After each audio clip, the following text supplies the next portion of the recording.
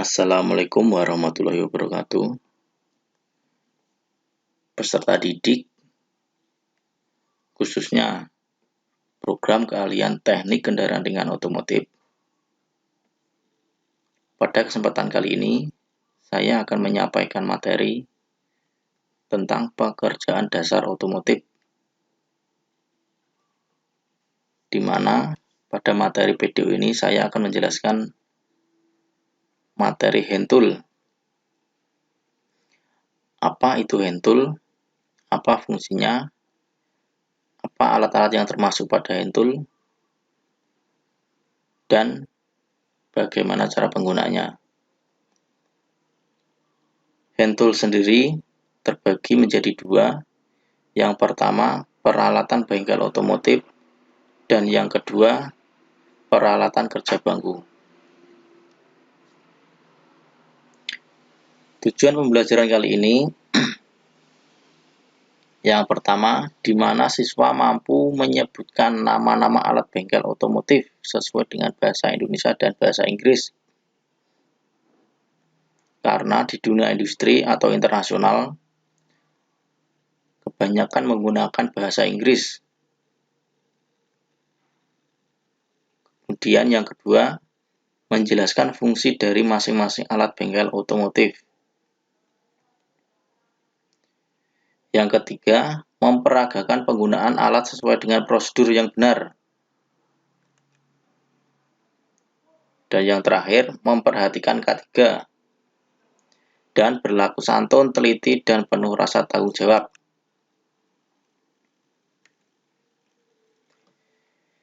Dalam bengkel otomotif ataupun bengkel kerja bangku, dikenal ada dua jenis alat bantu kerja. Yang pertama ada alat tangan atau hand tool. Alat yang dalam penggunaannya hanya mengandalkan tenaga manusia. Jadi yang menggerakkan tangan manusia.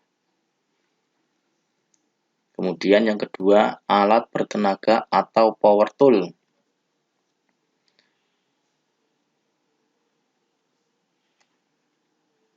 Alat yang dalam penggunaannya juga menggunakan tenaga manusia, tetapi dibantu dengan mesin sebagai penggeraknya. Bisa dilihat pada gambar ada mesin bur dan mesin gerinda. Ini contoh dari power tool. Kemudian gambar tang dan kunci, contoh dari hand tool. Alat yang pertama ada kunci pas atau open end spanner. Bisa dilihat pada gambar cara memegang dan bentuk alatnya. Kunci pas digunakan untuk melepas baut atau mur yang sudah dikendorkan dengan kunci soket atau ring. Jadi, proses awal pengendoran atau pengencangan jangan langsung memakai kunci pas, tapi dibantu dengan kunci soket atau kunci ring terlebih dahulu agar tidak merusak baut.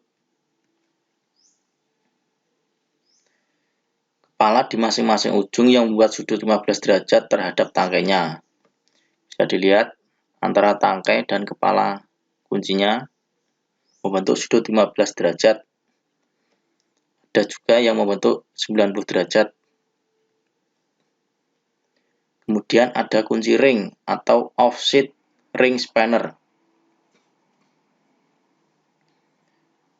Berikut bentuk kunci ring dan cara penggunaannya.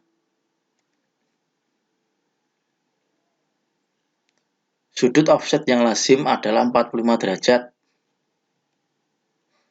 Sudut ini memungkinkan spanner dapat terpasang tepat pada mur atau baut dengan posisi yang sulit.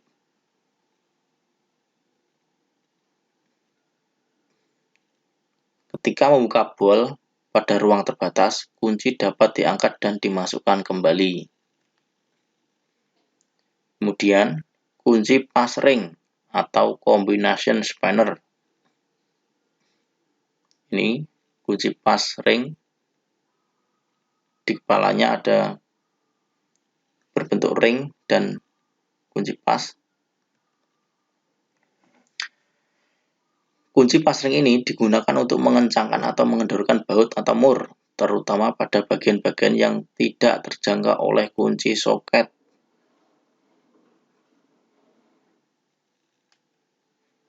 Kunci ini sangat berguna saat menyetel pengikat baut atau mur dengan ukuran yang sama pada posisi yang berbeda. Kemudian ada kunci nipple atau flare nut spanner. Berikut gambar penggunaannya. Kunci nipple ini digunakan untuk mengencangkan atau melepas baut pada sambungan-sambungan pipa. Seperti saat pembleedingan rem juga menggunakan kunci nipple. Kunci ini dirancang untuk melonggarkan atau mengencangkan mur atau baut pada full line, injector line, atau pipa rem. Penggunaannya harus ditarik. Saat penggunaan kunci nipple, jangan menggunakan extension atau memukul dengan hammer untuk melipat gandakan kekuatan.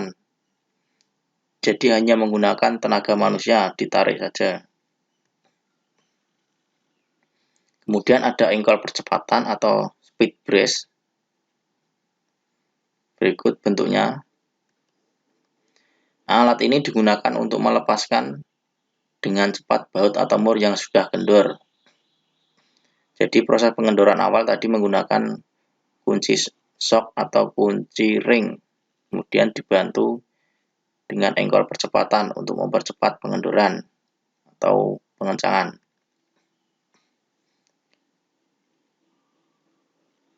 Tetapi untuk penggunaan alat ini dibutuhkan ruang yang cukup karena bentuk alatnya yang lebih panjang dan besar. Engkol percepatan ini dikombinasikan dengan kunci soket untuk proses kerjanya. Kemudian ada ratchet. Berikut kunci ratchetnya. Di situ ada setelan untuk pengencangan atau pengendoran baut di kepala ratchetnya. Ratchet ini merupakan kelengkapan kunci soket yang digunakan untuk melepas atau memasang baut dalam keadaan longgar.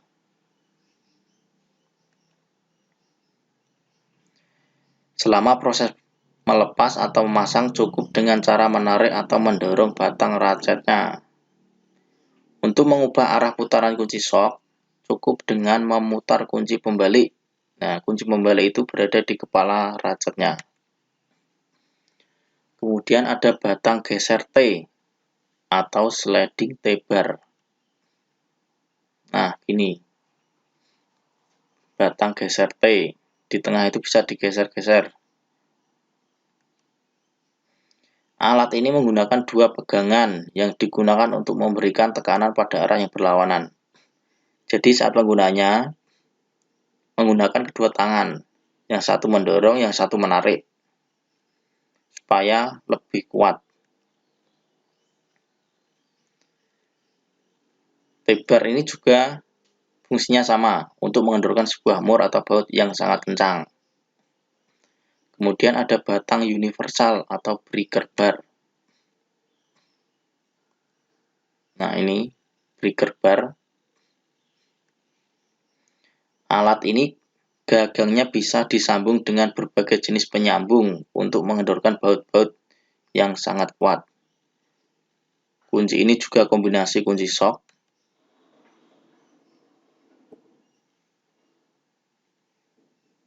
Nah, pada bagian ujung kepala soket dapat diarahkan sesuai sudut handle yang kita inginkan.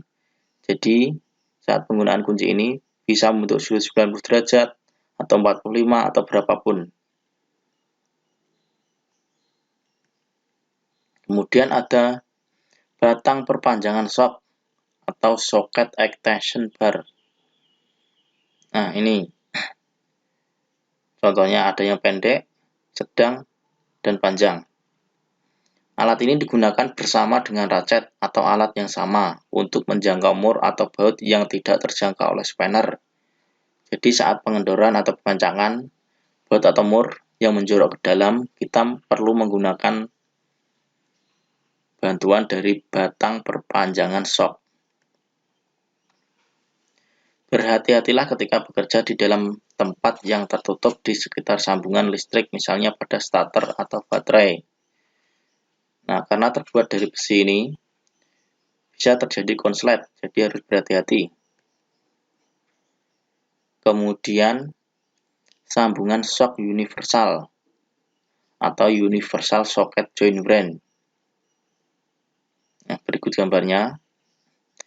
Sambungan shock universal digunakan untuk melepas atau memasang baut atau mur pada posisi-posisi yang menyundul dan tidak terjangkau dengan batang perpanjangan. Universal joint dapat digunakan dalam aplikasi apapun di mana ratchet atau extension harus berada pada posisi sudut yang suatu sudut dengan soket. Kemudian, jangan pernah menggunakan standar atau power universal joint dengan impact brain. Nah, ini pakai manual saja, pakai tenaga manusia. Jangan menggunakan impact brain. Kemudian ada soket segi 6, single hexagonal. Ini bentuknya. Alat ini berdinding sangat tebal. Nah, karena dindingnya sangat tebal, alat ini sangat kuat sekali. Kunci shock secara umum memiliki bidang sentuh pada seluruh bagian kepala baut atau mur dan lebih luas dibandingkan dengan kunci ring. Kemudian ada kunci shock bintang atau star socket. Nah, itu bentuk kunci shock bintang dan baut bintangnya. Sekilas kunci ini mirip shock segi 6 ganda.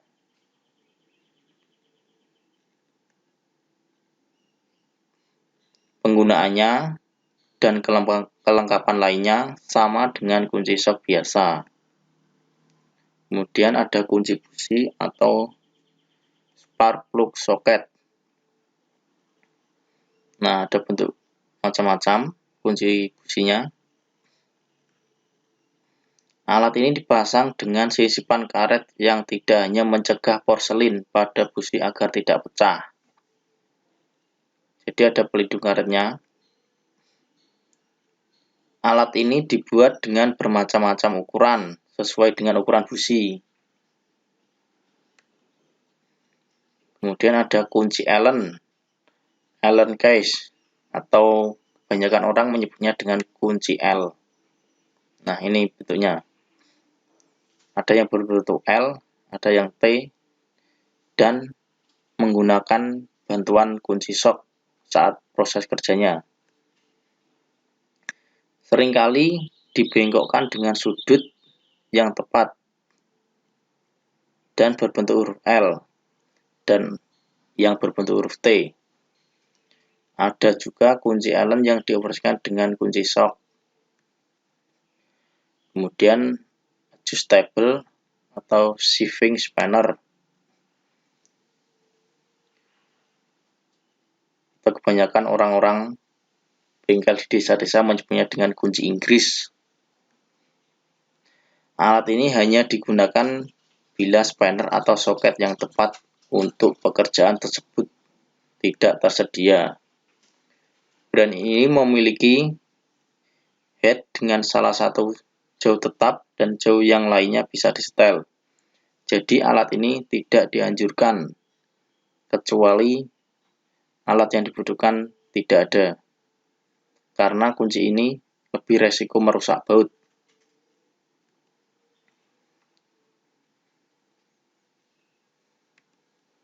Kemudian ada obeng atau screwdriver. Nah, bisa dilihat pada gambar macam-macam obeng dan penggunaannya.